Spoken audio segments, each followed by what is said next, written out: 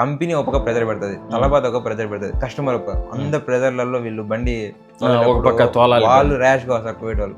తలబాతలో ఎక్కువ driver accident అయితే దీని వల్ల ఎవరిని కలిసలేము, ఎవరికి చెప్పుకోలేము. అప్పుడు బాధ అనిపిస్తాను. ఇస్తాను మాకు ఆర్డర్ కావాల్సింది, ఎన్ని గంటలు ఎందుకు పని చేసినావు, హెల్త్ ఇష్యూ అయినా కానీ, హెల్త్ విధంగా ఇష్యూ అయినా కానీ నీకు రోజు హెల్త్ ఇష్యూనే అంటే ర్యాష్ గా మారుతాను.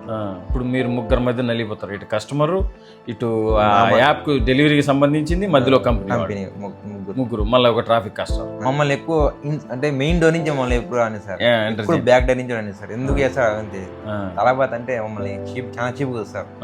బాధ అనిపిస్తుంది ఇప్పుడు. అప్పుడు బాగా చాలా బాధ అనిపిస్తుంది. నాకు ఒకసారి అవినీస్ మళ్ళీ అదే జరిగింది సార్. నేను వెళ్దామంటే సెక్యూరిటీ నన్ను వచ్చి లాగి ఈ పక్క ఆగకూడదు, మీరు వెనక్కి వెళ్ళిపోండి అని చెప్పి. ఎన్నోళ్ళు ఇలా జీవితంలో ఎదగాలి అని ఒక ఆశ ఉంటది కదా. నాకు అదే ఉంది సార్. ఫస్ట్ వచ్చినప్పుడు కోయటికి వచ్చినప్పుడు ఒక ఇల్లు కట్టుకోవాలని నాకు డ్రీమ్ ఉంది నాకు.